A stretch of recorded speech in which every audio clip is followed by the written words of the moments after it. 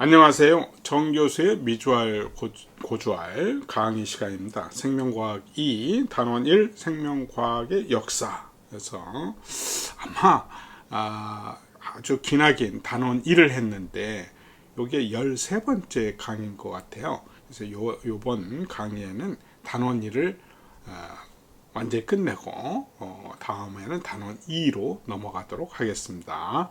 네. 이번 시간은 이제 생명과학의 연구 방법에서 지금까지 제가 이제 생명과학의 역사, 그러니까 뚜렷한 업적을 남긴 사람들, 과학자 위주로 이제 얘기를 했어요. 물론 이분들 외에 어마어마하게 많이 일을 많이 하고 또 힘쓰고 하는 유명한 과학자들이 굉장히 많이 있습니다. 수천 명, 수만 명, 이런 분들이 열심히 연구하고 실험하고 관찰하고 해서 오늘날의 생명과학이 이제 성립이 된 건데, 물론 지금 현재도 세계 각국에 엄청나게 많은 생물학자들이 열심히 이 분야에서 연구들을 하고 있어요. 하지만 이제 우리 그 학생들한테 그러면 이분들이 대체로 이제 어떤 방법을 이용을 해서 이런 연구 결과들을 얻었냐, 이렇게 대충 이제 뭐랄까 실험 방법이라든가 아니면 연구하는 그 어떤 그 방향성이라든가 이런 것들 이제 아주 간략하게 설명하는 거예요.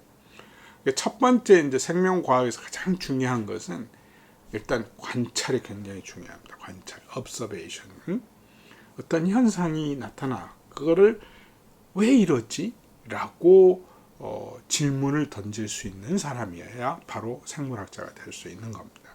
그러니까 우리가 저번에 그 유전자 발현을 어떻게 조절하느냐 하는 실험, 모노하고 이제 제이콥 앤 모노 실험 보면 대장균을 키울 때 포당이 없어갖고 할 수 없이 젖당을 넣어줬는데, 젖당 넣어줬을 때에 왜 처음 그 레그 페이스라는 그 좀 지지부진하게 자라던 그 기간이 길어졌냐 포도당에 비해서. 요거를 심상치 않게 관찰했기 때문에 그 사람들이 유전자 발현의 조절 과정을 밝힐 수 있었던 거잖아요. 그 다음에 그 또 하나 에드워드 제너 백신 만들었잖아요. 천연두 백신 우드로. 이것도 그 비록 그 시골의 가정의 의사였는데 그 소 젖자는 아줌마들이 우두에 걸리고 걸렸다가 낫은 사람들은 천연두가 만연할 때 걸리지 않는다는 것을 관찰한 거잖아요. 거기서 이제 그 유명한 백신을 만들어낸 거고, 그리고 많은 사람을 살렸죠. 이 에드워드 제너가 실은 이 백신 우두 가지고 이제 천연두에 대한 그 백신을 만들기 시작해서 사람들한테 보급할 때가 이제 1796년이라고 그러는데, 실은 WHO 월드 헬스 오거나이제이션 세계 보건기구가 공식적으로 이 지구상에서는 이제 더 이상 천연두 바이러스가 없습니다. 단지 연구용으로 WHO 본부에 보관해 놨을 뿐입니다. 라고 공표를 했어요. 언제 했냐? 1979년이구나. 1979년. 그러니까 1796년 에드워드 제너가 우두법을 개발해서 천연두를 퇴치하기 시작한 지 몇 년 만이에요. 1979년도에 WHO가 이제 천연두 바이러스는 더 이상 지구상에 존재하지 않습니다. 번식하지 않습니다. 천연두 일으키지 않습니다. 라고 공표하게 됐단 말이에요. 그동안에 얼마나 많은 사람의 생명, 고귀한 생명을 구했냐는 말이에요. 다 관찰력에 의해서 이런 위대한 업적을 만들어낸 거죠. 그 다음에 이제 1928년인가요? 1928년에 알렉산더 플레밍이 곰팡이가 세균들을 죽이는 어떤 물질을 내놓는구나 라고 해서 거기서 이제 페니실린이라는 것을 발견해냈잖아요. 이것도 관찰에 의해서 남들은 그냥 그런가 보다 서로 뭐 자기 영역 지키려고 뭔가 서로 싸웠겠네 하고 그냥 쓰레기통에 버렸을 법한 그 배지, 오염된 배지를 관찰함으로 해서 항생제를 처음으로 개발한 것이 되겠죠. 그 다음에 이제 두 번째 방법, 중요한 것은 또 실험에 의해서 위대한 업적을 남긴 사람들이 있어요. 파스텔 같은 분이에요. 우리가 그 에드워드 제너가 얘기했듯이 약간의 우두를 앓은 사람이 천연두에는 안 걸린다라는 거. 그래서 당시에 가축들한테 엄청난 피해를 줬던 탄저병이라는 게 탄저병. 그러면 거기 균을 대량으로 키워가지고 살짝 열 처리를 가해서 힘을 뺀 다음에 이걸 소량 다시 가축한테 주사를 해주면 이게 이제 면역이 돼서 탄저병에 걸리지 않는다 해서 탄저병 백신을 개발했잖아요. 그래서 여러 번의 실험을 하고 트라이 앤 에러에 의해서 정량을 주사하는 방법 이것도 개발해가지고 많은 가축업자들이 마음 놓고 탄저병 예방하는 백신을 쓸 수 있게끔 해준 그런 것도 다 파스텔의 그 부단한 실험. 그 저번에 강의 시간에도 잠깐 그 파스텔의 실험실을 잠깐 보여드렸는데 오늘날의 실험실처럼 잘 갖춰진 실험 기구도 없었어요.